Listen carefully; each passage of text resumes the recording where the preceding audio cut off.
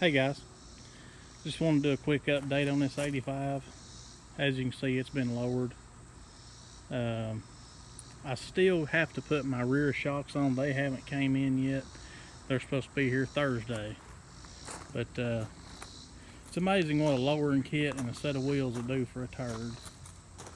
I mean, they just make them look so much better. Now that rear end should come up just a hair once I put the shocks in it. Not much, but a little bit.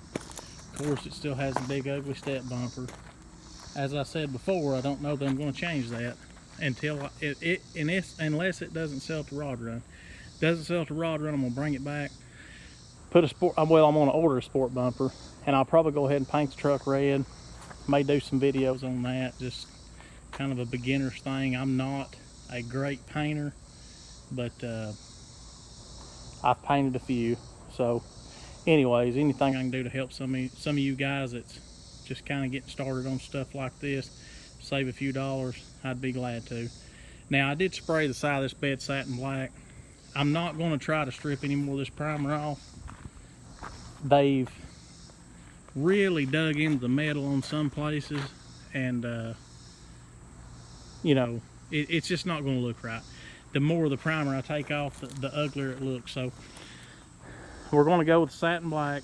Like I said, if it makes it back from the rod run, if it doesn't sell, I'm going to go ahead and paint the whole truck. My wife loves red. She kind of likes these old square bodies. Not all of them, but red ones. So this one came out red on red, and this may be the one I hang on to. I don't know. I've got a AC compressor ordered. Went to the junkyard this morning. They had several that would work, but at the same time, you know, 30 or 40 bucks for a used one at the junkyard, and you got to pull it. So, and you don't know if it's any good. Even if the clutch spins free, you don't know if it's going to be making a bunch of racket. You don't know if the bearing's good. So I just decided it wasn't worth it. I just went ahead and ordered a brand new one. It's $154 or something at AutoZone. 159, somewhere about it's 160 bucks. So might as well just put a new one on it. And like I said, I took this truck in on trade. The more I drive it, the more I like it. I don't have a lot of money in it. Like I said before I got started, it's probably $1,000 to $1,500 truck. I pulled the driver's side head, and it had a bad valve. So I redone that one head. I didn't go through the whole motor. It's a 305. I don't care anything about that motor. It's the original motor. But the other side had 150, 155 pound of compression on every cylinder. Every cylinder had that except for number 5. So I just fixed what needed fixed. I didn't take the whole motor apart. Again, it doesn't matter. It's a 305. It's weak kneed. I don't care anything about it. So it's running good now. I have to. This one has the computer carburetor on it. It come out with all the emissions and EGR, all that garbage. So it's got the computer carburetor on it, and it's a brand new carburetor.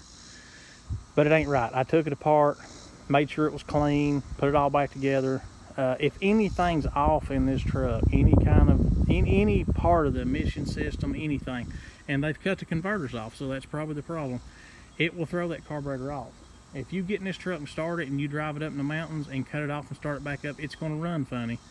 You know, that it's crazy to think in 85 that these things, you know, could tell what the barometric pressure and stuff was outside, but they can. So I don't like the carburetor. I've ordered another one.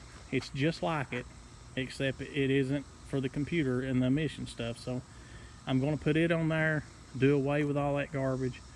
Let's see, put the AC compressor on it. I have the shocks coming in. They should be here Thursday. And I'm going to finish painting this thing satin black. And like I said, we'll see what happens. I may get up to the rod run, decide not to even put a price on the window. I don't know. Again, I don't have a ton of money in this old truck, and I say it drives. It drove really good. I haven't driven it since I lowered it, but I need to get the seat recovered. The door panels and stuff are not that bad. May have to put a dash cover on it.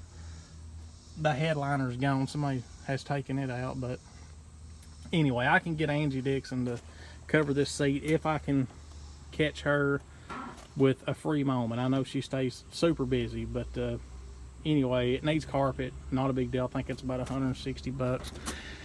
As I said before, I went through all the power windows. They had some grounds messed up. I don't know what they were trying to do on this side. They was trying to tie into the power windows for whatever reason. I have no idea why, but I got all that straightened out.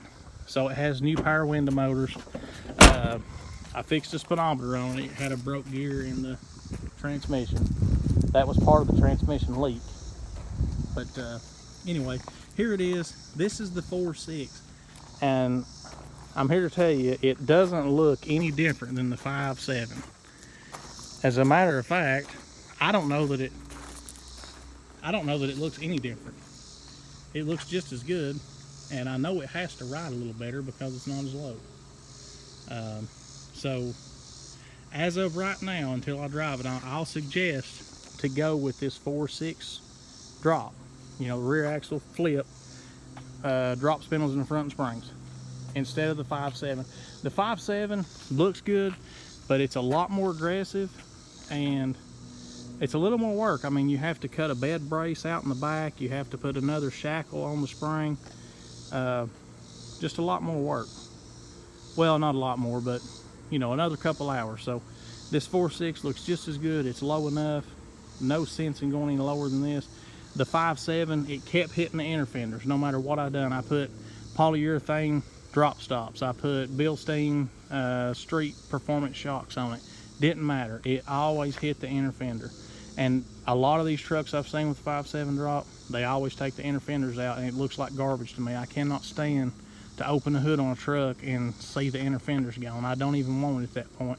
It could be the nicest truck in the world, and when I open that hood and the inner fenders ain't there, it just kills it for me. So again, as I said, as of right now, I may change my mind once I drive it down the road, but as of right now, the 4.6 drop, I'm tickled with it. So anyways, just a quick update. I'll update you guys as I get some things done.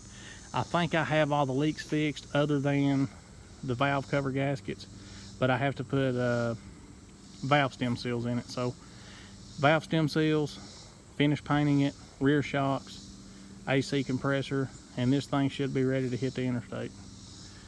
All right, guys, y'all have a good one. I'm going to try to clean my mess up and get in the house. See you later.